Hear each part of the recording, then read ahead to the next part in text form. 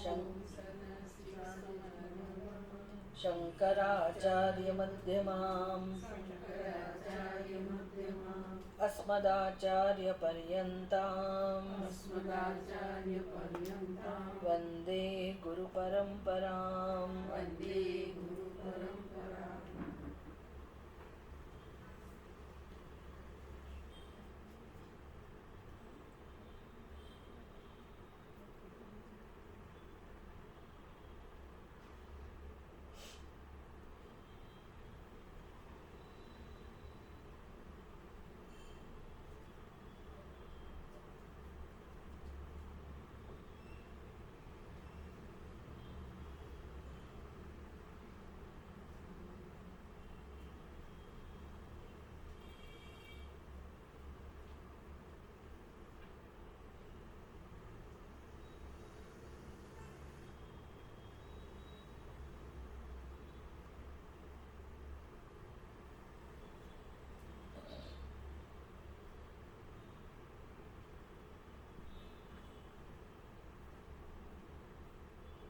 બીજી વલ્લી જ ત્રીજી વલ્લી પૂરી થઈ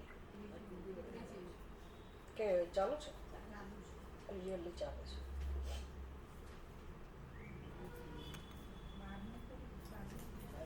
ઓમ નમો ભગવતે વૈવસ્વતાય મૃત્યવે બ્રહ્મ વિદ્યાચાર્યાય નચિકેતસે ચ. કઠોપનિષદ પહેલો અધ્યાય ત્રીજી વલ્લી ને 12મો મંત્ર.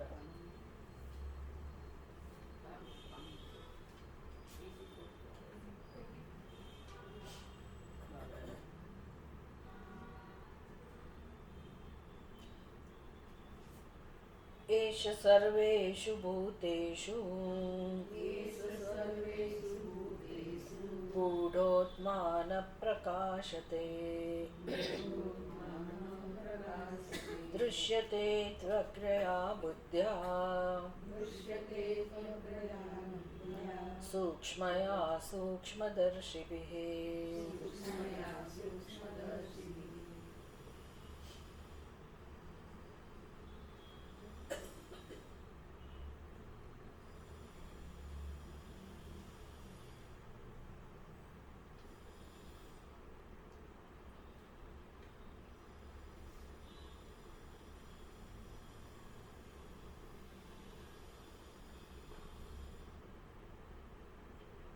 કઠોપનિષદના બધા મંત્રો નું કનેક્શન એટલે ખાસ કરીને આ વલ્લીની અંદર ત્રીજી વલ્લીમાં એક પછી એક ક્રમશઃ જે વસ્તુ આપણને સમજાવવામાં આવી કે જીવનનું ધ્યેય, મનુષ્યના જીવનનું ધ્યેય એક જ છે. અને એ ધ્યેય એટલે શું? બહુ વારંવાર આપણે ચર્ચા કરીએ છીએ કે શાસ્ત્ર કહે છે એ ધ્યેય નક્કી નથી કરવાનું. સમજ પડી? આપણા સત્સંગ એટલે કે વેદાંતનો સત્સંગ આપણને શું શીખવાડે છે? તો કે આપણે આપણી ઈચ્છાને ઓળખીએ. બસ એક જ કામ કરવાનું છે જીવનમાં. આપણે આપણી મૂળભૂત ઈચ્છાને ઓળખીએ અને સમજીએ કે ભાઈ આ ઈચ્છા જ્યાં સુધી પૂરી નહીં કરીએ ત્યાં સુધી જન્મ મૃત્યુ ચાલુ જ રહેશે. જન્મ મૃત્યુ જોઈએ છે કે નથી જોઈતું એ પૂછવાનું. શું લાગે છે? જન્મવું ને મરવું ગમે છે? કઈ લાગે છે તમને કે આ જન્મ મૃત્યુ નું કોઈ મહત્વ હોય? આજે સવારે મેં એક વિડીયો જોયો. એનું ગીત તો હું ભૂલી ગઈ. સરસ એ લોકોએ ગીત પણ મૂક્યું છે જેને રીલ બનાવી હશે એને, કે બધું એમ કે જોત જોતામાં કેવી રીતે નષ્ટ થઈ જતું હોય છે. એટલે આ જે બની રહ્યું છે ને બિહાર બાજુ ને બધું, એટલે બધું પાણીના પ્રવાહમાં આમ દેખાડે રીતસર કે જોત જોતામાં અહીંયા ઊભા છે લોકોને આટલી જમીન જતી રહી, આ મકાનો જતા રહ્યા ને બિચારા લોકો. આપણે એમ થાય કે એનું જીવન કશું જ નથી રહ્યું લોકો પાસે, કંઈ જ નથી રહ્યું. એવી ખરાબ સ્થિતિમાં દર વર્ષે પૂર આવતું હોય છે, કંઈક ને કંઈક નુકસાન થતું જ હોય છે. એટલે હવે જીવન તો આ બધું આપણે જ્યારે જોઈએ દુઃખ થાય આપણને કે આ માણસના જીવનનો હેતુ શું રહ્યો, આટલું બધું ભેગું કર્યું હોય. ગીતનો અર્થ એવો હતો કે તમે ગમે તેટલું બહુ ભેગું કરો, કશું સાથે આવવાનું નથી. તમે જીવતા હો ત્યારે ભેગું કરેલું જતું રહે, અથવા આપણે જતા રહીએ તો એ આપણા માટે તો કંઈ કામનું તો રહ્યું જ નહીં. તો આખી જિંદગી માણસ કેટલી મહેનત કરે છે, કેટલું દોડે છે ને શું નથી ભેગું કરતો. ભણવા ગણવાથી શરૂ કરીને બધું જ ખરો ને. એટલે આ જીવન તો આ જ રીતે જીવાય, એમાં કંઈ ખોટું નથી. શું કરો, આ જ વ્યવસ્થા છે. પણ આટલું પર્યાપ્ત છે? આ બધું એકવાર કરવાથી કામ પતી જતું હોય તો બરાબર છે. દરેક જન્મમાં આ તો કરવું જ પડે છે, છૂટકો જ નથી એમાં. આ તો કરવું જ પડે છે. એટલે માંડ આપણે કોલેજ સુધી ભણ્યા હોય, ઘણા લોકોને ભણવાનું બહુ જોર આવતું હોય, માંડ કોલેજ પૂરી કરી હોય અને કે આગળ વધે એમ બધું કર્યું હોય, ત્યાં પાછું નવા જન્મમાં એ કડેકથી શરૂ કરવાનું. એટલે જીવનનો ક્રમ તો આ જ છે. અને આખી જિંદગી માણસ દોડી દોડીને ભેગું કરે તો બુદ્ધિમાન માણસ વિચારે તો ખરો જ ને કે ભાઈ આ જીવનનો શું અર્થ છે, આવા જીવનનો શું અર્થ છે. એટલે ભગવાન આવું જગત બનાવે, આવું સર્જન હોય હેતુ વગરનું. મિનિંગફુલ લાઈફ હોવી જોઈએ ને, કંઈક અર્થપૂર્ણ જીવન હોવું જોઈએ ને. આવું જીવન ભગવાન આવું જ સર્જન, એટલે આમાં કંઈ દેખાતું નથી આ સર્જનમાં. અને આપણી આ જ હાલત આવું જ. એટલે આપણે કેમ આમાંથી સત્ય શોધી કાઢીએ કે તો પછી હું જીવનમાં શેના માટે મહેનત કરું, મારી શક્તિ બધું શેના માટે વાપરું. કારણ કે બધું જ જતું રહેવાનું હોય તો ઠીક છે, આપણે બધું કર્યું, પણ હવે તો જીવનમાં વિચાર કરવાનો સમય મળે ને, તો આપણે વિચાર કરતા શીખીએ કે પછી આ બધાથી મને સંતોષ છે, કોઈ નહીં હોય સંતોષ તો ના હોય તો મારી કઈ ઈચ્છા અધૂરી રહી ગઈ, પૂછવું જોઈએ કઈ ઈચ્છા અધૂરી રહી ગઈ. કંઈક તો અધૂરી હશે જ ને. તો એ તમે તમારા મનને પૂછશો તો સમજાશે કે મનની અંદર એક ફરિયાદ છે. કઈ ફરિયાદ હોય? મારું કોઈ નથી. મારું કોઈ થયું નહીં. આટલી બધી મહેનત કરી તો મારું કોઈ થયું નહીં. મને પ્રેમ મળ્યો નહીં, મને શાંતિ મળી નહીં. એટલે આપણા બધા પ્રયત્નો હતા તો શેના માટે જ હતા એ હવે ખબર પડે. શાંતિ ન મળી ત્યારે, પ્રેમ ના મળ્યો ત્યારે, સુખ ના મળ્યું ત્યારે, મુક્તિ ના મળી ત્યારે, એટલે દુઃખ ગયું નહીં ત્યારે સમજાય કે આટલા બધા પ્રયત્નો કરવા છતાંય દુઃખ તો ગયું જ નહીં. તો એટલે તો પછી વિચારવાનું કે આવું હોય, કેમ દુઃખ ગયું નથી, કેમ શાંતિ મળી નથી.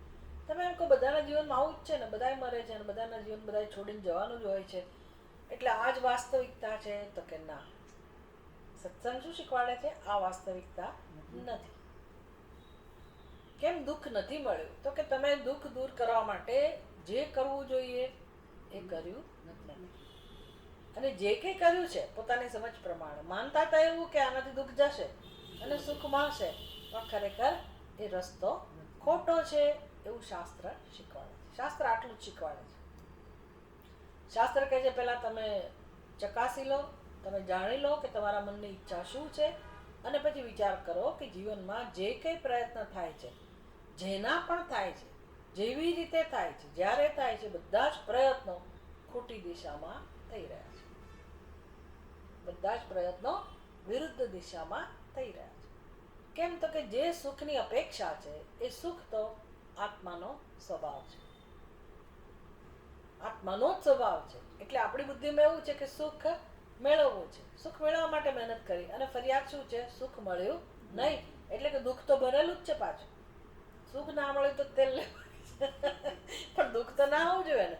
એની બદલે દુઃખ તો આટલું ઓછું ના થયું. એટલે લોકો નાનપણને યાદ કરે, બાળપણ કેટલું સરસ હતું.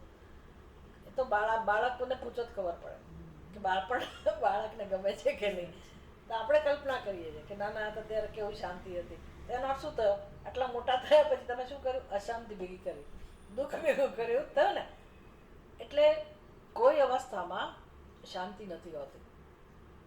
અને નાના હતા ત્યારે કદાચ વધારે સુખી હતા માની લો, તો મોટા થયા પછી તો સુખ વધવું જોઈએ ને, તો પછી કેમ દુઃખ વધ્યું? તો કંઈક પ્રયત્નમાં ભૂલ હોવી જોઈએ. એ કઈ ભૂલ છે એ આ સત્સંગમાંથી શીખવા મળે છે. જો તમે બરાબર ધ્યાનથી આ બધું શીખતા હો તો. કઈ ભૂલ છે? તો કે સુખ મેળવવા માટે આપણે જ્યાં સુખ નથી એ દિશામાં કામ કરેલું છે. એટલે બધા કોની પાસેથી સુખ મેળવવાની અપેક્ષા રાખે છે? અન્ય એટલે કે અનાત્મા પાસેથી. બીજા એટલે બીજો માણસ, એવું તો આપણે જાણીએ છીએ.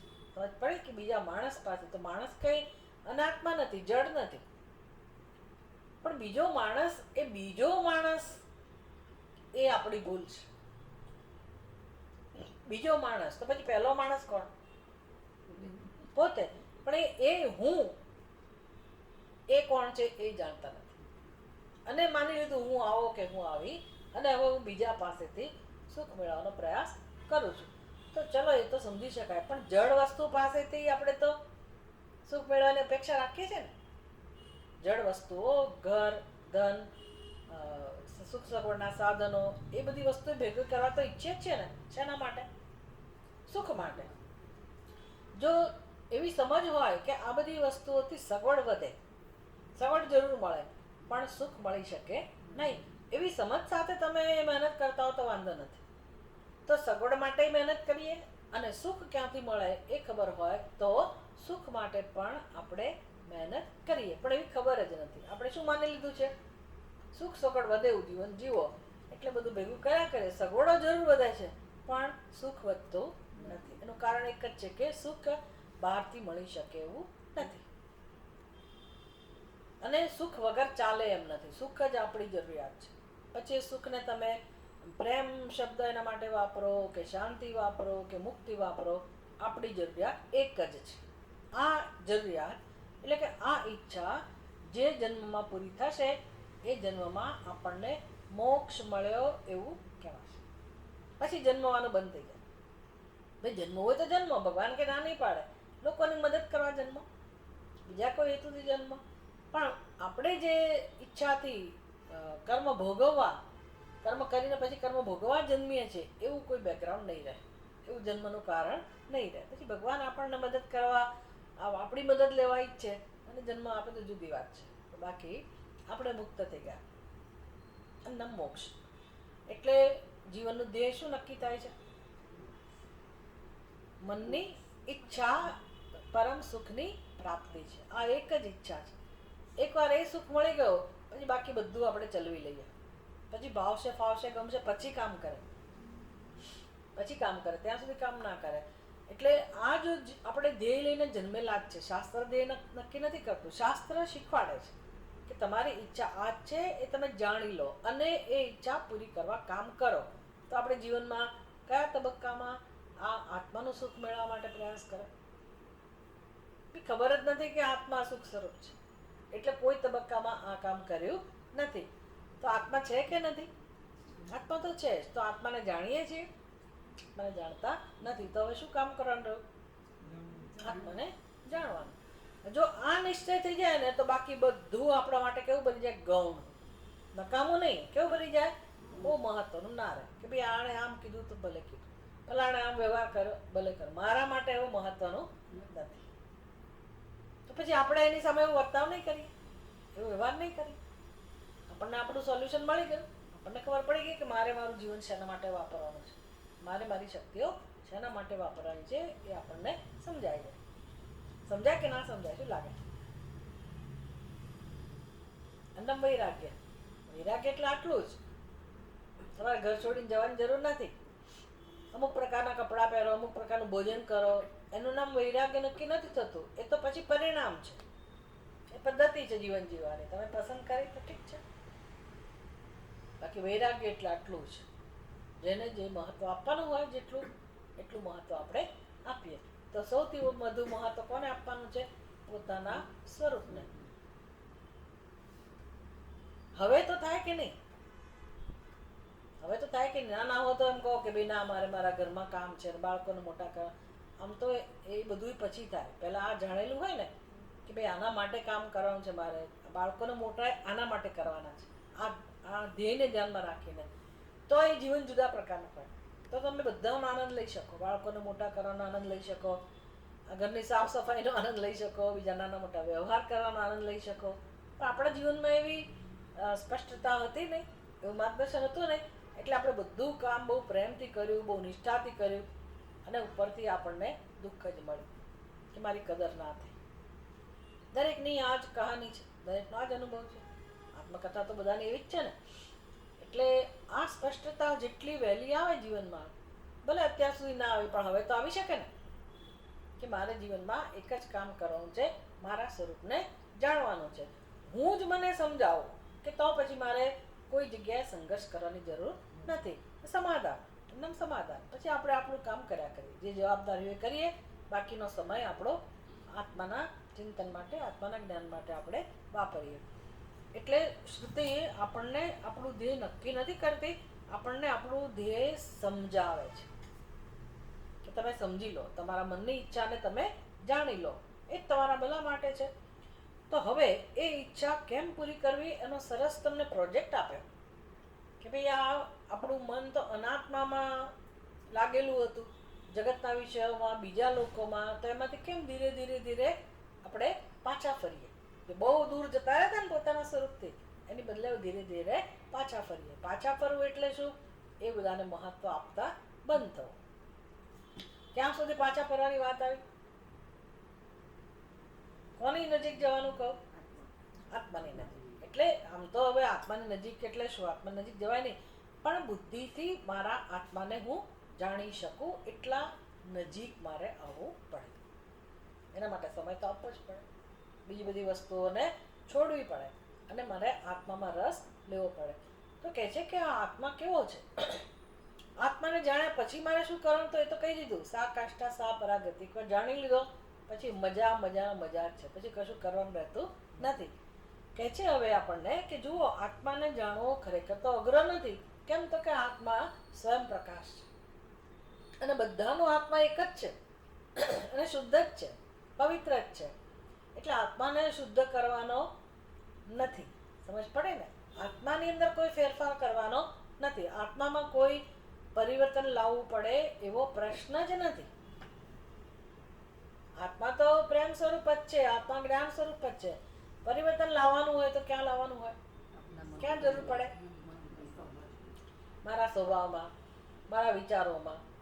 તો હવે સ્વભાવ એટલે એ તો બહુ દૂરની વાત છે. સ્વભાવ દરેકનો કંઈક ને કંઈક હોય, કોઈકના ગુણોય હોય ને કોઈની અંદર દોષ પણ હોય. કોઈ એકલા ગુણવાળી વ્યક્તિ પણ ના હોય, અને કોઈ એકલા દોષવાળી વ્યક્તિ પણ ન જ હોય. હવે ગુણદોષ જે છે એ તો આપણા પૂર્વના અનેક જન્મોના કર્મના સંસ્કાર, વ્યવહારના સંસ્કાર, સુખ દુઃખના સંસ્કાર, એને કારણે આપણું વ્યક્તિત્વ અમુક પ્રકારનું બનેલું છે. હવે આત્મજ્ઞાન માટે એ વ્યક્તિત્વ કામમાં આવતું નથી, કારણ કે આપણું ધ્યાન ક્યાં જયા કરે? બહાર. આપણે વારે વારે ઘવાઈએ, દુઃખી થયા કરીએ, એટલે આત્મચિંતનમાં રસ પડે નહીં. એટલે એના માટે આપણને સરસ ઉપાય શીખવાડો ગીતાની અંદર, કર્મયોગ. કે કર્મયોગના અનુષ્ઠાન દ્વારા આપણે આપણા વ્યક્તિત્વને તૈયાર કરીએ. તો ગૃહસ્થ આશ્રમ શેના માટે છે? ગૃહસ્થ આશ્રમ શેના માટે છે? તૈયાર થવા માટે, આ મોક્ષ માટે.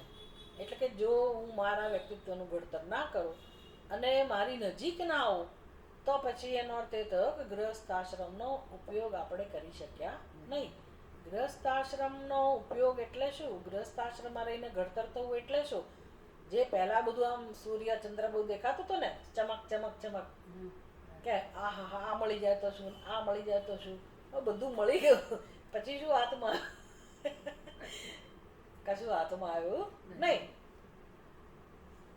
એટલે કે કંઈક અક્કલ આવી, સમજ પડે ને કે ભાઈ મારા જીવનમાં જ આવું નથી, સર્વત્ર આ જ વસ્તુ છે. એટલે હવે મનના જે બધા ઉમંગો હતા, ઉત્સાહ હતો, બધી નવી નવી યોજનાઓ હતી, એ બધા પ્રમાણે ભલે આપણે જીવ્યા, પણ હવે ખબર પડી જ્યારે કે આવું જ છે, તો હવે એ અપેક્ષા ના રહે, કશું પ્રાપ્ત કરવાની અપેક્ષા ના રહે. પણ તમે આપી શકો, બરાબર? આપી શકો, કારણ કે તમે એને પ્રેમ કર્યો જ છે, પતિને, પત્નીને, બાળકોને, સંતાનોને, સગાવાલાને, તો તમે એમને આપો. એનો કોઈ તિરસ્કાર કે એના પ્રત્યે દ્વેષની વાત નથી. ભલે મને મળ્યું નહીં પણ હું આપી તો શકું ને, એનું નામ કર્મયોગ એટલે કર્તવ્ય. પહેલેથી જ આ ખબર હોય તો તમે આપતા જાઓ આપતા જાઓ આપતા જાઓ, એમ કરતાં કરતાં હવે આપણને આત્મજ્ઞાનમાં રસ પડે અને ફરિયાદ ના રહે કે મારા ઘરના આવા છે ને, પડોશી આવા છે ને, ફલાણું આવા, એ બધી ફરિયાદો બધી ધીરે ધીરે જતી રહે. જગતનું સ્વરૂપ આપણને સમજાઈ જાય. એ અનુભવ વગર સમજાતું નથી. એટલે ગૃહસ્થ આશ્રમ તો બહુ જ ઉપયોગી થયો. જો માણસ થોડો વિચાર કરે તો ગૃહસ્થ આશ્રમ દ્વારા એટલું બધું શીખવા મળે કે ખરેખર આપણે આત્મજ્ઞાન માટે તૈયાર થઈ જ જઈએ, બુદ્ધિમાન હોઈએ તો. નફરત ના રહે કોઈના માટે, અને કોઈના માટે રાગ પણ ના રહે, રાગ પણ ના રહે અને દ્વેષ પણ ના રહે, એવા આપણે મન બુદ્ધિવાળા થઈએ. તો હવે આપણે આપણી શક્તિઓનો ઉપયોગ શેના માટે કરી શકીએ? આત્મ સ્વરૂપને જાણવા માટે.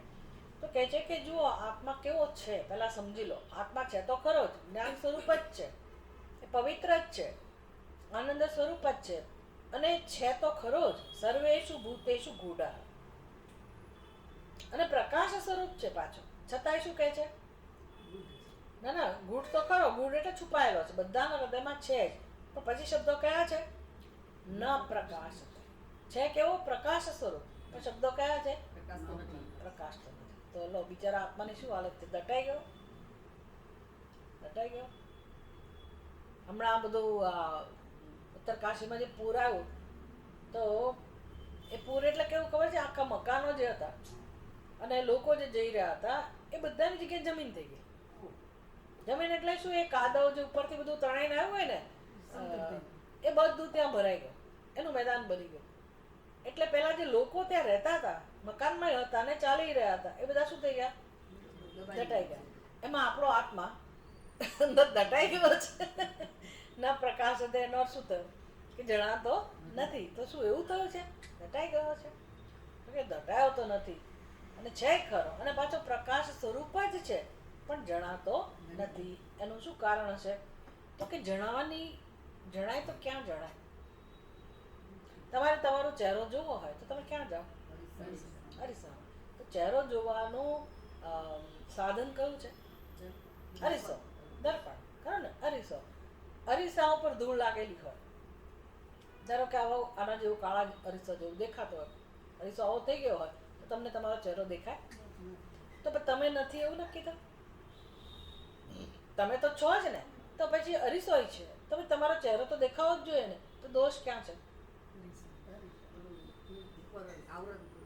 દોષ ક્યાં છે? અરીસામાં. અરીસામાં. અરીસાનું કામ શું છે? ચહેરો દેખાડો. એમ આપણી અંદર અરીસો એટલે કોણ? ખરેખર આપણે તો જુઓ અત્યારે આપણે હું કોને કહીએ તો કે આ શરીરને, એટલે અરીસાની મદદની જરૂર પડે. પણ અત્યારે હવે કોને જાણવો છે આપણે? આત્માને. શરીરને નથી જાણવું. શરીરને જાણીએ ના શકાય ખરેખર. જો શરીરને જાણતા હોત ને તો એને હું ના કહે. પણ આપણે શરીરને નથી જાણતા અને આત્માને નથી જાણતા. શરીરને શું જાણો તમે? શું જાણો શરીરને? આ તમને દાંતમાં કંઈક દુખતું હોય કોઈ જગ્યાએ તો તમે જાણી શકો કે મને અંદર શું શું તકલીફ છે? તમારે એક્સરે પડાવવો પડે. ડૉક્ટરે કહે કે ભાઈ એક્સરે પાડો. માથું દુખતું હોય તો અંદર ક્યાં ગડબડ છે જાણી શકો? પેટમાં કઈ તકલીફ છે તમે જાણી શકો? અનુમાન કર્યા કરીએ આપણે, બધું અનુમાન ઉપર ચાલ્યા કરે, પણ શરીરને આપણે કંઈ ખરા અર્થમાં જાણતા નથી. હવે વિચારીએ ને તો એમ થાય કે આપણા જીવનમાં અજ્ઞાન સિવાય કંઈ છે જ નહીં ખરેખર. એકલો ભ્રમ જ છે. અને આમ રૂપાળી ચામડી ને અમુક દેખાવમાં જ આપણે મોહિત થયેલા છીએ. આખી જિંદગી ચાલે હું આવો ને હું આવી. જો કાળા હોઈએ તો પછી અરે રે હું કાળી, અને રૂપાળા હોઈએ તો ઓહો, અને પછી બીજા કેવા છે. આટલું આપણી બુદ્ધિ આટલી જ ચાલે છે. એ સિવાય કે વધારે જાણતા નથી. શરીરને કે આપણે જાણતા નથી, કોઈ જાણી પણ ના શકે. અને એ શરીરને હું કહીએ છીએ. સારું, પણ એ શરીરનો મારે ચહેરો જોવો હોય તો હું તો ના જ જોઈ શકું પાછી. તમે જોઈ શકો? તમારા શરીરનો ચહેરો જોવો હોય તો કોની જરૂર પડે? અરીસાની. તો દ્રષ્ટાંતથી સમજીએ કે ભાઈ મને મારો ચહેરો અરીસામાં ક્યારે દેખાય? અરીસો સાફ હોય ત્યારે. અરીસો એને જ કહેવાય કે જે સ્વચ્છ છે.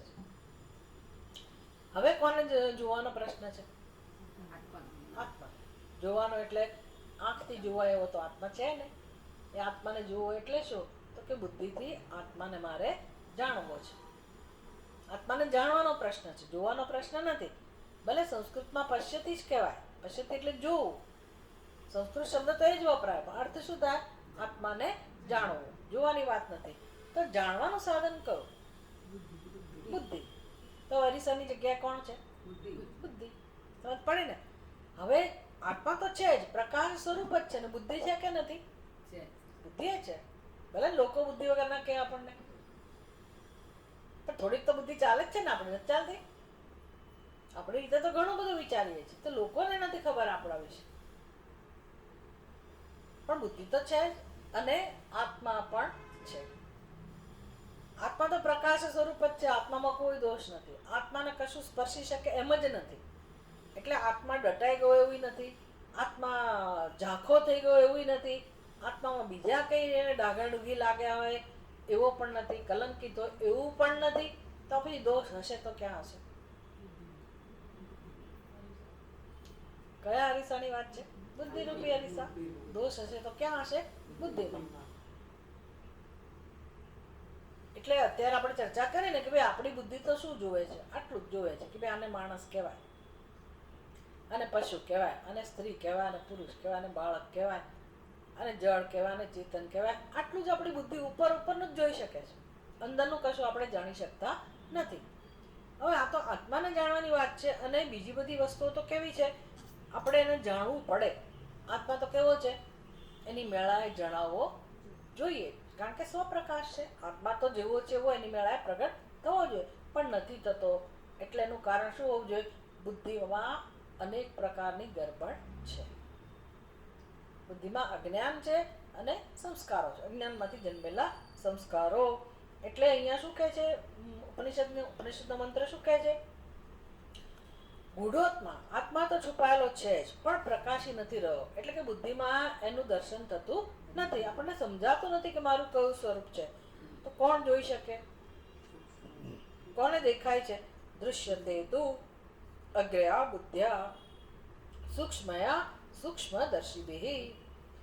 તો કે બુદ્ધિથી જ જણાશે, પણ કેવી બુદ્ધિ હોવી જોઈએ? સૂક્ષ્મયા અને અગ્રયા. અગ્રય એટલે શું? એકાગ્ર. સૂક્ષ્મદર્શી, જેની બુદ્ધિ અત્યંત સ્વચ્છ છે, નિર્મળ છે, તેવા મનુષ્યો આ આત્માને જાણે છે. કોઈ શરત નથી કે બ્રાહ્મણ જાણી શકે આત્માને, કે પુરુષ જાણી શકે, કે અમુક ભણેલો ગણેલો હોય એ આત્માને જાણી શકે, એવી કોઈ શરત નથી. આમાં અક્ષર જ્ઞાનની આવશ્યકતા નથી. શેની આવશ્યકતા છે? સૂક્ષ્મ બુદ્ધિની જરૂર છે. સૂક્ષ્મ બુદ્ધિ કોને કહેવાય? આપણે બધું સમજવું પડે. તો એનો વાંધો નથી, પણ આટલું સમજાવવું જોઈએ કે મારે મારા સ્વરૂપનો અનુભવ કરવો હોય, યથાર્થ. હવે જો આત્મજ્ઞાનમાં કોઈને રસ ના હોય, કોઈને રસ ના હોય, ભલે આપણે સત્સંગ કરતા હોય, તો કે આત્મજ્ઞાનમાં ખરેખર રસ નથી. રસ શેમાં છે ખબર છે? જો હોય તો રસ, જીવને, મનુષ્યને એક જ વસ્તુમાં રસ છે. રસમાં રસ છે. કેરીના રસમાં કે બીજા કોઈ રસમાં નહીં. પ્રેમ રસમાં. પણ જીવની જરૂરિયાત પ્રેમ છે, જીવની જરૂરિયાત સુખ છે. એ સુખ જ જોઈએ છે આપણને. સુખમાં જ રસ છે, આનંદમાં જ રસ છે જીવને. અને એવું કેમ છે? કારણ કે આપણું સ્વરૂપ છે. આનંદ આપણું સ્વરૂપ છે. પણ પ્રશ્ન શું છે? સમસ્યા કઈ છે? જીવનમાં આનંદ નથી. બધું જ છે, બધા પાસે ઘણું બધું છે, પણ આ વસ્તુ નથી, આનંદ નથી. હું ક્યાં જઉં? શું કરું? બધું કરી લીધું, બધું જોઈ લીધું. જેવું લાગતું હોય કે બધું કરી લીધું, જોઈ લીધું, ફરી લીધું, ભોગવી લીધું, આનંદ મળતો નથી. અને કંઈક પુણ્ય હોય આપણા, કંઈક સદનસીબ હોય, અને સત્સંગમાં આપણે એવું સાંભળ્યું હોય કે ભાઈ આ આનંદ આત્માનો જ સ્વભાવ છે. તો ગ્રંથકાર શું કહે છે? ભાઈ બધાને અનુભવાતો નથી. ભલે આત્માનો સ્વભાવ આનંદ જ હોય, પણ બધા મનુષ્યો એનો અનુભવ કરી શકતા નથી. કેમ? તો કે આ છુપાયેલો છે. જાણે કે છુપાયેલો છે. છુપાયેલો એટલે શું? તમે શું કરો? ઓપરેશન કરો, ડૉક્ટરને કહો કે ખોલી આપો મારા આત્માને, હાર્ટ ખોલી આપો, મગજ ખોલી આપો. કેવી રીતે ક્યાં છુપાયેલો છે? કલ્પના કરો, શરીરમાં છુપાયેલો ક્યાં છુપાયેલો? છુપાયેલો એટલે આ બધી કહેવાની રીત છે. છુપાયેલો એટલે કહેવાની રીત છે. ખરેખર એ કે ઢંકાયો છે નહીં, પણ એના વિશે ખોટો ખ્યાલ હોવો એમના એ છુપાયેલો છે. પોતાના વિશે ખોટો ખ્યાલ હોવો એનું નામ એ છુપાયેલો છે. ધારો કે દસમો શોધતો હતો, કથા તો બધાને ખબર જ છે ને દસમાની. દસમાને શોધતો હતો. હવે કોઈ વ્યક્તિ એને કહે કે ભાઈ દસમો છે જ નથી, એવું નથી, પણ ગૂઢ દસમો છુપાયેલો છે. તો દસમો કઈ છુપાયેલો છે? દસમો આખો સામે જ ઊભો છે, તો છુપાયેલો છે એટલે શું? એ પોતે પોતાને જાણતો નથી. એમ આપણે આપણા આત્મ સ્વરૂપને જાણતા નથી. એવું નથી જાણતા આત્મા સ્વરૂપને, તો કે આત્મા આનંદ સ્વરૂપ છે, આપણે જાણતા નથી. સત સ્વરૂપ છે આત્મા, એ આપણે જાણતા નથી. ચિત્ત સ્વરૂપ આત્મા છે એવું આપણે પોતાને સમજતા નથી. અને કેવા સમજીએ છીએ? એ તો નથી જ જાણતા. ઉપરથી કેવા સમજીએ છીએ? હું ફલાણા બેન, હું ફલાણા ભાઈ, હું સ્ત્રી, હું પુરુષ, પછી એના પર જે ચાલે તે, હું પિતા, હું પુત્ર, હું દાદો કે હું દાદી, કે હું માતા કે હું બેન. અનેક ખ્યાલો પોતાની બુદ્ધિમાં છે કે નહીં? તો કેવી રીતે ઢંકાયેલો છે આત્મા? આ બધા ખ્યાલો વડે. જ્યારે માની જ લીધું દસમાએ કે હું દસમો નથી, તો હવે એનો ઉકેલ શું હોય? એને શાંતિ ક્યારે મળે? એ પોતાનો ખ્યાલ છોડે ત્યારે. એમ આપણી બુદ્ધિમાં કયો ખ્યાલ છે? હું જીવ છું, હું સ્ત્રી છું, હું પુરુષ છું, હું જીવ છું, હું સુખી છું, હું દુઃખી છું, હું સફળ છું, હું નિષ્ફળ છું. બધાની બુદ્ધિમાં આવું છે. એટલે આપણને શંકા ના જાય કોઈના માટે. આપણને એવું લાગે બધા બરાબર જ છે અને જીવન આ જ હોય, આ જ રીતે જીવન જીવાય, આ જ સત્ય છે એવું આપણે વિચારીએ છીએ. આ તો કશ્ચિત ધીરઃ, આજ ઉપનિષદમાં કહ્યું, કોઈક જ જીવાત્મા એવો હોય કે જેને હવે એના પુણ્યનું ફળ મળવાનું હોય, કંઈક એના જીવનમાં એણે આશીર્વાદ પ્રાપ્ત કર્યા હોય અને એને આવું સાંભળવા મળે. શું સાંભળવા મળે? તત્વમસી, તું જે શોધે છે એ તારી પાસે જ છે.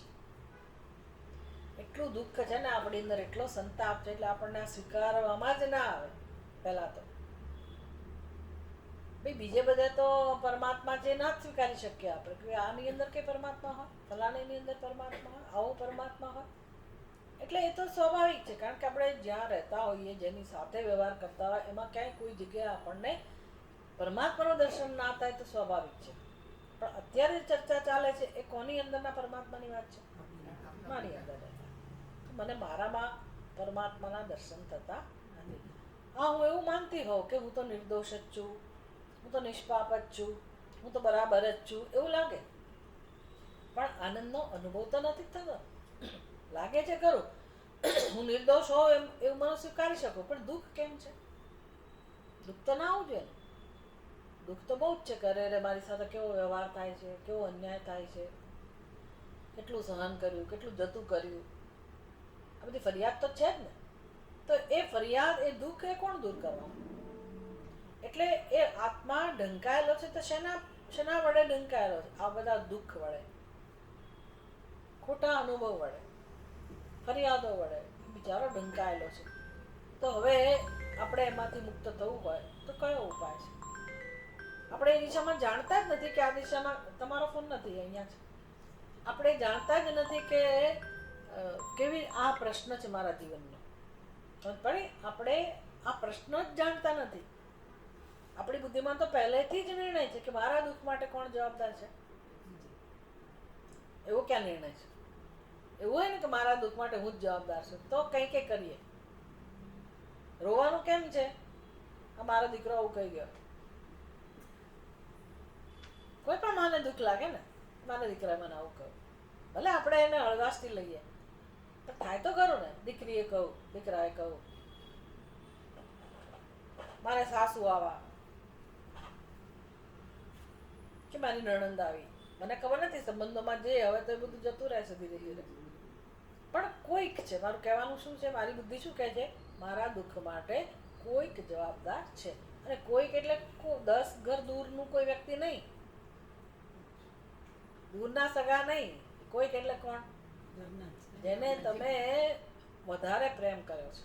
ઘરના એ ખરા, પણ જેને તમે તમારા પોતાના માનેલા હોય, જેના માટે સમર્પિત હો, જેની સેવા કરતા હો, જેના માટે બધું ઘસાયા હો, એનાથી જ દુઃખ લાગે છે ને કે એણે આવું કર્યું. બીજાનું તો ખંખેરી નાખીએ આપણે, સામે નથી જોતા. વિચાર કરો, બીજા ગમે તેવું ખરાબ કે ને તો આપણે સહન કરી લઈએ છીએ. એનો અર્થ કે સહન કરવાની શક્તિ છે ખરી મારામાં, એટલે હું બીજાને માફ કરી શકું છું, પણ એનો લાભ કોને મળે છે? મારી સોસાયટીમાં મારાથી 10 ઘર દૂર કોઈ વ્યક્તિ રહેતી હોય, એણે ધારો કે મને તકલીફ આપી હોય, તો હું એને માફ કરી દઉં છું. એટલે કે માફ કરવાની મારામાં ક્ષમતા તો જરૂર છે, સહને કર્યું, પણ એ મારી શક્તિઓનો લાભ કોણ લઈ જાય છે? પેલી વ્યક્તિ. અને મારા ઘરના કોઈ કહેતો હું સહન કરું, માફ કરું? ખ્યાલ આવે છે ને? આપણે ઘરનાને માફ કરી શકતા નથી. તો ક્યાં સુધી સહન કરું? અંદરથી બળવો પોકારે, બિચારું મન શું કરે? દુઃખ તો થાય જ ને. આ નામ સંસાર. આમાંથી કોઈ મુક્તા નથી, કોઈ જીવ મુક્તા નથી. આવું તો આપણે વિચારીએ ને એ પણ જ્ઞાન છે. આવું વિચારો ને એ પણ જ્ઞાન છે, કારણ કે આવું ચિંતન કરવાનો સમય કોને છે? પછી આપણે કરીએ શું? કામ તો ઢગલો પડ્યો હોય ઘરમાં, કોને કામ ના હોય? તમારી સાથે જોઈને તો હું જોઉં છું કે આ ઉંમરમાં તમે કામમાંથી મુક્ત નથી થતા, તો પેલા બિચારા નાના હોય એને તો પૂછવું જ છે. કામ તો એક પછી એક બધાને દોડ દોડ કરવાનું જ હોય. તો હવે તમે કયા મનથી કામ કરતા હશો? કયા મનથી કામ કરતા હશો? દુઃખી મન. કારણ કે અંદર કરવું જ પડે, એની ના નથી, પણ તમારા દુઃખને ભૂલીને કામ કરો છો. દુઃખ તો અંદર હોય જ, તમે અંદર દબાવી દીધું, પ્રગટ ના કર્યું કે જતું ના રહે. તમે કામ કરવા માંડો એટલે કે દુઃખ જતું ના રહે, અંદર જ હોય, અંદર ઘૂંટાતું જ હોય. પછી જે તમે કરો ને જે કામ કરીએ ને એમાં ભૂસડો વળે એવું કહેવાય. એટલે કે એમાં પ્રગટ થાય, મીઠું નખાઈ ગયું વધારે, કોઈક ને કંઈક કહેવાય ગયું, કંઈક ભૂલાઈ ગયું. એટલે માણસ બિચારો જેમ જેમ એની ઉંમર વધતી જાય ને એમ બધું એનું આખું સિસ્ટમ ખલાસ થવા માંડે. કારણ કે અંદર જે દુઃખ ભર્યું છે એ દિશામાં આપણે કંઈ કરતા નથી, સહન કર્યા કરીએ છીએ અને માનીએ છીએ કે એ તો હોય જ ને. તો હોય એટલે શું? એ હોય એટલે મરીએ ત્યાં સુધી એ દુઃખ હોય એવું નથી કે મરી ગયા પછી જતું રહે. તકલીફ ત્યાં છે, મરી જતા હોય ને જતું રહેતું હોય તો વાંધો નહીં, આ જન્મની કથા પૂરી, નવા જન્મમાં જોઈ લઈશું, એવું નથી. બીજું બધું અહીંયા રહી જાય છે, પણ આ જે અંદરનું દુઃખ છે ને એ તો સાથે આવે જ છે, એ ના જાય. હા, કોણે દુઃખ આપ્યું ભૂલી જાઓ તમે, કોઈ ચહેરા ના ઓળખી શકો, એ બધું બદલાઈ ગયું હોય, પણ દુઃખ તો લઈને જ ફરીએ. તો શું લાગે છે કયા જન્મમાં એ દુઃખમાંથી છૂટાય? મારું દુઃખ દૂર કરવા કોઈ આવશે? હું આટલી બધી ભક્તિ કરું છું, ભગવાન નહીં આવે? બધા કરે છે. હા, ભગવાન ભક્તિ બધા કરે છે. ભગવાન કેમ ના આવે? આટલી બધી ભક્તિ કરો તો ભગવાન દુઃખ દૂર કરવા કેમ ના આવે? જો નરસિંહ મહેતાને ભગવાને કેટલી મદદ કરી, 52 વખત એમના જીવનમાં ભગવાન પ્રગટ થયા. નરસિંહ મહેતાના ઘણા બધા પ્રશ્નો, ઘણી બધી સમસ્યાઓ, મુશ્કેલીઓ ભગવાને દૂર કરી કે નહીં? કુંવરબાઈનું મામેરું, ફલાણું બધું કર્યું. પણ નરસિંહ મહેતાની અંદર જે દુઃખ ભર્યું હોય, વિષાદ ભર્યો હોય, એ ભગવાન કઈ રીતે દૂર કરે? ભગવાન કઈ રીતે દૂર કરે? નરસિંહ મહેતાને ભગવાન એવી પ્રેરણા આપે કે તું તારા આત્મ સ્વરૂપને ઓળખ. તું સત્યને જાણ. જગત એટલે શું એ જાણ. ઈશ્વર એટલે શું એ તું સમજ. તારું સ્વરૂપ એટલે શું એ સમજ. નરસિંહ મહેતાના ભજનમાં ગાય છે કે ભાઈ મને સમજાવો. જાગીને જોઉં તો જગત દિશે નહીં, ઊંઘમાં અટપટા ભોગ બાળા. એટલે શું એ ઊંઘમાંથી જાગે? જાગીને જોઉં તો એટલે શું? એની ડેપ્થ ખબર છે ને, ઊંડાઈ ખબર છે ને ભજનની? જાગીને જોઉં તો એટલે શું? કે જગત જતું નહોતું રહ્યું. એને દુઃખ આપનારા લોકો જતા નહોતા રહ્યા. બધું એવું ને એવું જ હતું. ક્યાંય પરિવર્તન નથી આવ્યું. કોની અંદર પરિવર્તન આવ્યું? નરસિંહ મહેતાની બુદ્ધિમાં. બુદ્ધિમાં. આ પરિવર્તન તો તમારા દીકરાએ લાવવાનું છે ને તમારે લાવવાનું છે ને તમારા પતિ. ખરું કે નહીં? તો કહેવાનું કે અમે અહીંયા પરિવર્તન લાવવાની વાત કરી રહ્યા છીએ અત્યારે તો. બરાબર. ત્યાં આવી જશે પછી આચરણમાં આવશે. એની મેળા એને કીધું સાંભળજે, આ કઠોપને સાંભળજે. મારી સમજમાં પરિવર્તન આવે, કોઈની પણ સમજમાં પરિવર્તન આવે તો જ વર્તનમાં પરિવર્તન આવે. અને જગતમાં કોઈ એવું નથી કે જે પૂર્ણ જ્ઞાન લઈને જન્મ્યું. આજે મારો વ્યવહાર અહીંયા ખોટો હોય, બીજી જગ્યાએ સાચો હોય, સારો હોય, એવું બને. એટલે કે એવું ના માની લેવાય કે કોઈને પરિવર્તન લાવવાની જરૂર નથી જ. ખરું ને? બધાને પરિવર્તન લાવવાની જરૂર છે જ. પણ ખરેખર પરિવર્તન આવે તો ક્યારે આવે? અહીંયા પરિવર્તન આવે તો. હા, ત્યાં સુધી તમે ધર્મના માર્ગે ચાલો, એ બધું ભગવાન શીખવાડે છે. કર્મયોગનું અનુષ્ઠાન કરો, તમે જતું કરો, તિતિક્ષા કેળવો, તમારી શક્તિઓ વેડફી ના નાખો. રડવામાં, ઝઘડો કરવામાં, સંઘર્ષ કરવામાં, એમાં તમારી શક્તિઓ વેડફી ના નાખો. બધું શીખવાડે છે કે નહીં ભગવાન? એ શીખવાડે છે. આપણે શું કરીએ? થોડાક હટ થયા એટલે 10 સંભળાવી દે. મને એક કોઈ કહે છે એટલે હું 10 સંભળાવી દઉં. બસ આ જે વસ્તુ છે ને એ સંસારી માણસ માટે બરાબર છે. પણ આપણે અહીંયા પરિવર્તન લાવી શકીએ કે ભાઈ એ કરતો, એ બધું કરતા બંધ થઈ. પણ એ પણ ક્યારેય બંધ થઈએ? થોડીક સમજ આવી હોય કે ભાઈ મારે મારું બધું ધ્યાન શેમાં કેન્દ્રિત કરવાનું છે. મારી ભગવાને જે મને શક્તિઓ આપેલી છે, લાગણીઓ આપેલી છે, મારું એજ્યુકેશન છે, મારી વિચાર શક્તિ છે, તો એ બધાનો ઉપયોગ મારે ક્યાં કરવાનો છે? સત્યને સમજવા માટે. આ શ્રેષ્ઠ ભક્તિ છે. કોઈ પણ ભક્તિ છેવટે જ્યાં સુધી તમને અહીંયા ના લઈ જાય ત્યાં સુધી એનો કોઈ અર્થ નથી. એને આપણે સાધ્ય ભક્તિ કહીએ છીએ. સાધ્ય ભક્તિ એટલે જે આપણને આત્મજ્ઞાન અથવા તો પ્રેમ લક્ષણા ભક્તિમાં એ ભક્તિ પ્રગટ ના થાય. જે વ્યક્તિમાં પ્રેમ લક્ષણા ભક્તિ પ્રગટ થઈ એ જે કરે એમાં પ્રેમ જ અભિવ્યક્ત થાય. એ ચૂપચાપ બેસી રહી ઘરમાં તો પણ આપણને આડી ના આવે. એ વ્યક્તિ એ કશું કરે કે ના કરે, કોઈને કશું નુકસાન ના થાય. એ આપણું ધ્યેય છે જીવનનું. ત્યાં સુધી પહોંચવાનું. એટલે આ બધું ચિંતન જ્યાં સુધી જીવનમાં શરૂ ના થાય ત્યાં સુધી આપણે આગળ વધતા નથી.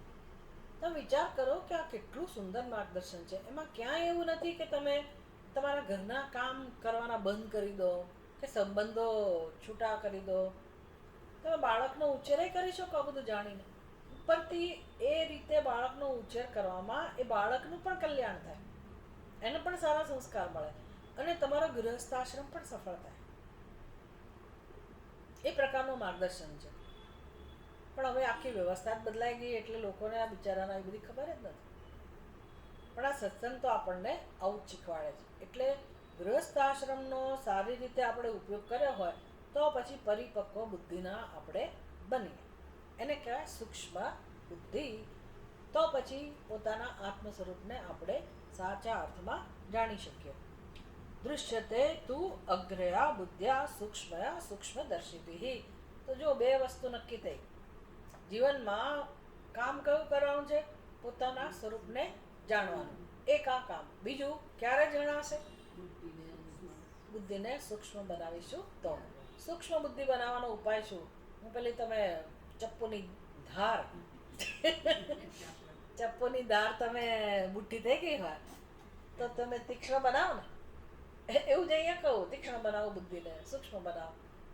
તો ભાઈ ચપ્પુની ધાર કેમ સૂક્ષ્મ બનાવી એ ખબર છે, તીક્ષ્ણ બનાવી એ ખબર છે, તો બુદ્ધિ કેમ કે તીક્ષ્ણ બનાવે? એટલે ચલો ચપ્પુની ધાર તમારે તેજ કરવી હોય તો તમે શું કરો? લીસો પથ્થર લઈ આવો. હા, જોયું હશે ને? મેં તો જોયું નથી, પણ તમારામાંથી કોઈ જોયું હશે. એ જે માણસ લઈ આવતો હતો પહેલાના જમાના, એ સરાણ કે ખરબચડું હોય ને, એ ખરબચડું હોય એના પર એ ચપ્પુ રાખીને પેલું એનું ફેરવે એટલે ધીરે ધીરે ધીરે એ ચપ્પુ તીક્ષ્ણ બને, ધારદાર બને. એમ ભગવાને આપણી સાથે શું વ્યવસ્થા કરી છે ખબર છે? આ બુદ્ધિને તીક્ષ્ણ બનાવવા માટે આપણી આજુબાજુ માણસો જેવા ગોઠવ્યા હોય. દરેકની આજુબાજુ એવા જ લોકો હોય. સારા ખરાબની વાત નથી કરતી. અજ્ઞાન છે એટલે સર્વત્ર આ તો હોય, દરેકની બુદ્ધિમાં કંઈક ને કંઈક ગુણ દોષ તો હોય દરેકના વ્યક્તિમાં. પણ જગતમાં ક્યાંય પણ જાઓ, આ તો વ્યવસ્થા રહેવાની જ. આ તો વ્યવસ્થા રહેવાની. એટલે ખરબચડો પથ્થર તૈયાર છે. ખરબચડો પથ્થર તૈયાર છે. કામ શું કરવાનું છે આપણે? બુદ્ધિને તીક્ષ્ણ બનાવવાનું. તો એ પેલાની પાસેથી શીખવું પડે કે ભાઈ તું ચપ્પુ કેવી રીતે રાખે છે. એટલી એનામાં શું કહેવાય, અક્કલ હોવી જોઈએ ને. એ ચપ્પુને એવી રીતે રાખે કે ચપ્પુ આખું ઉડી જાય, તૂટી જાય તો નકામું. એટલે એને અમુક રીતે ચપ્પુ રાખતો હશે ને કે જેથી ચપ્પુ ધીરે ધીરે તેજદાર બને, ધારદાર બને. એમ આપણે પણ કંઈક માર્ગદર્શન જીવનમાં મેળવવું પડે કે ભાઈ કેમ જીવન જીવવું, કેવી રીતે વ્યવહાર કરવો, કેવી રીતે કર્મો કરવા, છેને મહત્વ આપવું, છેને મહત્વ ના આપવું. પોતાના સૌથી મહત્વની વસ્તુ તો પોતાના ધ્યેયને સમજવું. ધ્યેયને સમજવું કે ભાઈ મારે જીવનમાં શાંતિ મેળવવી જ છે, મારે જીવનમાં આનંદ મેળવવો જ છે, મુક્તિ જોઈએ જ છે, કારણ કે મારી આ ઈચ્છા છે. અને એનો અર્થ એવો થયો કે મારે દુઃખ નથી જોઈતું. દુઃખ કોઈને નથી જોઈતું, પણ સંસાર કોને કહેવાય? જે દુઃખ દૂર કરવા માટે આશ્રય લે છે બીજાનો. દુઃખ દૂર કરવા માટે બીજા પાસે જે આશ્રિત છે એને કહેવાય સંસારી, એને કહેવાય ભોગી. જ્યારે દુઃખ દૂર કરવા માટે જે આત્માનો આશ્રય લે છે એ છે યોગી. જગત એનું એ જ છે, વ્યવહારો એના એ જ છે, પણ એકની દ્રષ્ટિ એવી છે કે હું બહારથી મદદ મેળવું અને દુઃખ દૂર કરું. અને એક દ્રષ્ટિ એવી છે કે દુઃખ દૂર કરવાનો ઉપાય મારી પાસે જ છે, દુઃખ સુખ મેળવવાનું નથી, દુઃખ દૂર કરવા માટે આ જ જગત ઉપયોગી છે એટલે હું આપું. એક દ્રષ્ટિ કઈ થઈ? આપવાની. અને બીજી દ્રષ્ટિ કઈ થઈ? લેવાની. તો જે લેવાની દ્રષ્ટિ વાળો છે નામ સંસારી અને આપવાની દ્રષ્ટિ વાળો છે યોગી. શું કરવું છે નક્કી કરી લેવાનું. પણ હું આખો દિવસ આપ્યા જ કરું તો મને મળે શું? નહીં, મારી જરૂરિયાત તો હોય જ ને. હું તો આપ્યા જ કરું તો મને ક્યારે શાંતિ મળે, મને સુખ ક્યાંથી મળે?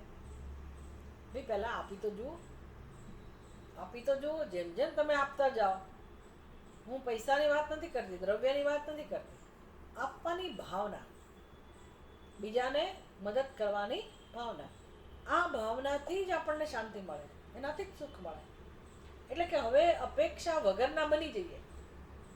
ગયા શુક્રવારે શીખ્યા ને, અપેક્ષા વાળા જ ના રહીએ ધારો કે. પણ એવું કરવું કેમ? તો કંઈક જ ઉપાય છે.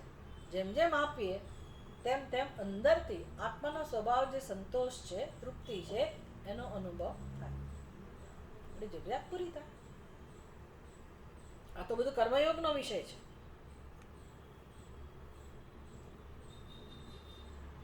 એષ પુરુષ સર્વેષુ બ્રહ્માદિ સ્તંભ પર્યંતેષુ ભૂતેષુ ગૂઢ સંવૃત્ત. હવે આ તો ઉપનિષદની વાત છે એટલે અહીંયા કર્મયોગની વાત નહીં કરે. અહીંયા તો યમરાજા શું સમજાવશે નચિકેતાને કે ભાઈ જુઓ, આત્મા તો ઢંકાયેલો જ છે, એટલે કે અજ્ઞાન તો સર્વત્ર જ છે જ. હવે તારે નચિકેતા શું કરવું છે? તારે મોક્ષ જોઈએ છે, દુઃખમાંથી મુક્તિ જોઈએ છે, તો તારા માટે હવે શું ઉપાય છે? અજ્ઞાનને દૂર કરો. કેવી રીતે? દર્શન, શ્રવણ આદિ કર્મ અવિદ્યા માયા આચ્છન અતઃ એવો આત્મા ન પ્રકાશે આત્મત્વેન કસ્યચિત. કે ભાઈ આ બુદ્ધિ રૂપી અરીસામાં આત્માનું દર્શન નથી થતું. કેમ નથી થતું? તો કે બુદ્ધિમાં અજ્ઞાન છે. બુદ્ધિમાં અજ્ઞાન છે અને અજ્ઞાનનું કાર્ય પણ છે. એનાથી આત્મા ઢંકાયેલો છે. તો મને કહો કે આનંદ માટે શું કરવાનું? પ્રેમના અનુભવ માટે, આનંદના અનુભવ માટે હવે મારે ક્યાં જવાનું? બીજા પાસેથી તો અપેક્ષા નથી જ રાખવાની, તો નક્કી થઈ ગયું ને. એ તો બહુ મોટી શાંતિ છે. એટલી શાંતિ લાગે આપણને આ સમજીને કે સુખ માટે હવે કદાચ કોઈ મને અનુકૂળ ન હોય તો મને વાંધો નથી, કારણ કે મને જોઈતું જ નથી. મને બીજા પાસેથી સુખ જોઈતું જ નથી. કેમ નથી જોઈતું? એક તો મળી શકે એમ નથી, બીજેથી સુખ મળી શકે એમ નથી. બીજું, સુખ મળશે જ મને, કારણ કે મારો જ સ્વભાવ છે, આત્માનો છે. એટલે કામ કોણે કરવાનું છે? મારે. કયું કામ કરવાનું છે? તો કે જે તત્વ મારા સુખ સ્વરૂપ આત્માની આડે આવે છે એને મારે દૂર કરવાનું છે. કઈ વસ્તુ છે? તો કે અજ્ઞાન. અજ્ઞાન અને એના સંસ્કારો એ મારે દૂર કરવાના છે. અહો અતિ ગંભીરા દુરવગાહ્ય વિચિત્ર માયા ચયમ યદયમ સર્વજંતુ પરમાર્થતઃ પરમાર્થ સત્તત્વ અપि એવં બોધ્યમાન અહમ પરમાત્મા ઇતિ ન ગૃહ્ણાતિ અનાત્માનમ દેહ ઇન્દ્રિયાદિ સંઘાતમ આત્મનઃ દૃશ્યમાનમપि ઘટાતિવત આત્મત્વેન અહમ મનુષ્ય અહમ અમુષ્ય પુત્ર ઇતિ અનુચ્યમાન અપી ગૃહ્ણાતિ. આ બધું ચર્ચા થઈ ગઈ છે, મને એવું યાદ આવે છે. ભાષ્ય થઈ ગયું છે કે સંસાર કેવો છે, આખું જગતમાં આ વસ્તુ છે એ જોવાની છે આપણે. આપણા એકલાનો પ્રશ્ન નથી. જગતમાં જેટલા જીવો છે એ બધા જીવોની બુદ્ધિમાં અજ્ઞાન છે. અને આનંદ સ્વરૂપ આત્મા એટલે કે દરેકનું સત્ય આનંદ હોવા છતાં પણ માણસો એટલે કે જીવ પોતાના આ સ્વરૂપને ઓળખી શકતા નથી. શું કારણ છે? તો કે માયા. માયા, ભગવાનની માયા. હવે સમષ્ટિ સ્તરે એને માયા કહેવાય. જ્યારે આપણે વાત કરીએ પોતાની ત્યારે એને શું કહેવાય? જે માયા આખા જગતને પ્રભાવિત કરે છે, બધા જીવોને, એ જ માયા આપણા માટે શું કહેવાય ખબર છે? અવિદ્યા. આપણી બુદ્ધિમાં એ માયાને કઈ રીતે ઓળખી શકાય? અવિદ્યાના રૂપમાં. નહીતર આપણે શું કરીએ? બધે માયા છે, હું માયાના પ્રભાવમાં છું, અમે શું કરીએ? ભગવાનની માયા જ આવી છે એટલે શું? હું દુઃખી જો આવું જ થાય, મારો વ્યવહાર આવો જ હોય, મારા જીવનમાં દુઃખ જ હોય. એવું નથી. એવું એનાથી શું મળે? ભગવાનને શું આનંદ મળે? બધા જીવોને દુઃખી કરવાથી ભગવાનને મળે શું? કશું ના મળે. ભગવાન એવો ના હોય કે જીવોને દુઃખ આપે. હવે માયા છે સમષ્ટિ સ્તરે તો છે, તો બીજા જીવો ના ઓળખી શકે, આપણે ઓળખી શકીએ. બસ એટલું સમજાય કે જીવનમાં માયા કામ કરે છે, અજ્ઞાન કામ કરે છે. તો હવે હું મનુષ્ય તરીકે મારા જીવનમાં શું કામ કરી શકું? તમને શું લાગે છે? તમે એમ કહો કે ના હું તો ભણી જ નથી એટલે મને આ ના આવડે એવું હોય? આમાં અક્ષર જ્ઞાનની જરૂર નથી. અક્ષર જ્ઞાન બહુ પ્રાપ્ત કર્યું હોય તો એ લોકો કરી શકે કે નહીં? તો કે એ કરી શકે. જે અંગૂઠા ચાપો એ પણ કરી શકે. એમાં અક્ષર જ્ઞાનની સાથે કોઈ સંબંધ નથી. તૈયારી હોવી જોઈએ કે મારે મારું અજ્ઞાન દૂર કરવું છે. એટલે અજ્ઞાનનું સ્વરૂપ સમજાવ્યું શંકરાચાર્ય કે જુઓ, તમે જુઓ માયાનો પ્રભાવ જુઓ. કોઈએ કીધું નથી કે આ શરીર તું છે. શરીર દ્રશ્ય છે કે નહીં? જેમ કે તમારું શરીર મારા માટે શું છે? દ્રશ્ય. તો હું એને હું કહું છું. આ લેપટોપ ને બધા પદાર્થો શું છે? દ્રશ્ય. તો કોઈ આવા પદાર્થોને હું એવું કહે છે? તો તમારું શરીર દ્રશ્ય હોય તો મારું શરીર શું હોય? દ્રશ્ય જ હોય ને. કોઈએ નથી કીધું, છતાંય દરેક વ્યક્તિ શરીરને જ હું કહે છે. અજ્ઞાન. અને પછી અહમ અમુષ્ય પુત્ર, હું આનો પુત્ર છું, હું આની પુત્રી છું. અને બધા જ આવું કરે છે એટલે ચાલે છે. ચાલે આ જ કરે છે આખી જિંદગી. કેટલા વર્ષો ખેલ ચાલે? હું ફલાણાનો પુત્ર ને ફલાણાનો પિતા, ફલાણાની પત્ની, ફલાણાનો પતિ. કેટલા વખત ચાલે? તમે જન્મ્યા ત્યારથી લગ્ન કરીને આવ્યા હતા? તમને ખબર હતી તમારો પતિ કોણ? વચ્ચેથી જ ઓળખાણ થઈ ને કે ભાઈ કહેવામાં આવ્યું કે આવે તમારો પતિ. આખી જિંદગી એ જ સત્ય. અરે ભાઈ તમારું અસ્તિત્વ છે, હતું કે નહીં? લગ્ન પહેલાં તમારું અસ્તિત્વ હતું બંનેનું, એનું કોઈ જ મૂલ્ય નથી. બસ હવે હું આની પત્ની થઈ ગઈ અને હું આનો પતિ થઈ ગયો એટલે પોતાને પત્ની તરીકે ઓળખવું, પોતાને માતા તરીકે ઓળખવું, આવું જ સત્ય લઈને આપણે ફરીએ છીએ. પણ ભગવાન કહે છે કે તમારું બીજું પણ સત્ય છે ને. તમે માં નથી એવું બરાબર એવું નથી કહેતા, માતાએ છો, પત્નીએ છો, સ્ત્રી છો, પણ હજી તમારું એક સત્ય છુપાયેલું છે કે નહીં, એને કોઈ ઓળખતો તો તિરસ્કાર કોનો થાય છે? આત્મા. તો મળે શું પછી? અમે જેને તમે સમજો છો એમાં તો કોઈ સત્ય તો છે જ નહીં. કેટલા વર્ષો ખેલ ચાલશે બધાને ખબર છે. હું માતા, હું પત્ની, હું સાસુ, હું પુત્રવધુ, કેટલા વર્ષનો ખેલ છે. પણ તોય ખરો ને, જેટલા ગયા એટલા તો કાઢવા. તમારા માટે તો નથી જ ને. જે 70 વર્ષે પહોંચવા આવ્યું હોય એને કે બીજા 70 વર્ષ કાઢવા, એવું તો નથી જ ને. એટલે નવું આખું પાછું નવું શરીર, એમાં પછી જે મળે તે ત્યાં એ લીલા ચાલશે. એટલે આ ચિંતન છે કે ભાઈ આ છે ખરું પણ આ પરમ સત્ય નથી. આપણી ભૂલ શું થાય છે? આટલી જ ભૂલ છે. કોઈ એમ નથી કહેતું લો તો પછી આ બધું ખોટું, હું માતા એ ખોટું, મારું ઘર ખોટું, મારા બાળકો ખોટા. અરે ભાઈ એવી વાત નથી. આટલું જ સત્ય નથી, બીજું અંદર ઊંડાણમાં સત્ય પડેલું છે અને એ જાણવાની જરૂર છે. એ જાણશો તો શું લાભ થશે? તમે જેને પ્રેમ કરો છો એનું સત્ય પણ જાણી શકશો. એમાં બીજાનું પણ કલ્યાણ છે કે તમે બીજાને પણ એ રસ્તે લઈ જઈ શકશો. એટલે શંકરાચાર્યજી કહે છે પરમાર્થતઃ પરમાર્થ સતત્વ અપીવમ બોધ્યમાનહમ. પરમાત્મા એથી જાણી શકાયું છે કે હું કોણ છું, તો પણ ન ગૃહ્ણાતિ, એ તો જાણતો જ નથી. આત્માને તો જાણતો જ નથી અને જે આત્મા નથી એને આત્મા કહે છે. આ માયાનો પ્રભાવ છે. નૂનમ પરસ્ય માયા મોમુહ્યમાનઃ સર્વલોકઃ બભ્રમીતે. એટલે કોઈનાને ન કહેવા છતાં પણ આખું જગત ભ્રમના પ્રભાવમાં છે.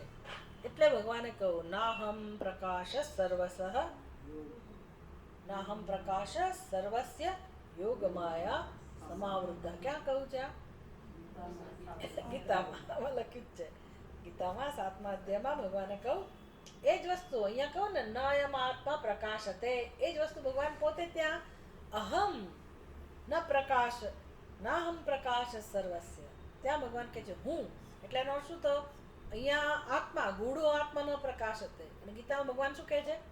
હું પ્રકાશતો નથી. એનો શું તો આત્મા અને ભગવાન બે જુદા નથી. આત્મા અને ભગવાન બે જુદા નથી. એટલે ન અહમ પ્રકાશ, એટલે આપણા હૃદયમાં રહેલો આત્મા એ જ ભગવાન છે. અને ભગવાન પોતે કહી રહ્યા છે કે હું પ્રકાશ તો નથી. જેને કારણે યોગ માયા સમાવૃત. કોનાથી ઢંકાયેલો છું? અજ્ઞાનથી, યોગ માયાથી. ઓમ પૂર્ણમદ પૂર્ણમિદમ પૂર્ણાત પૂર્ણમુદચ્યતે પૂર્ણસ્ય પૂર્ણમાદાય પૂર્ણમેવાવશિષ્યતે. ઓમ શાંતિ શાંતિ શાંતિ. હરિ ઓમ. શ્રી ગુરુભ્યો નમઃ. હરિ ઓમ.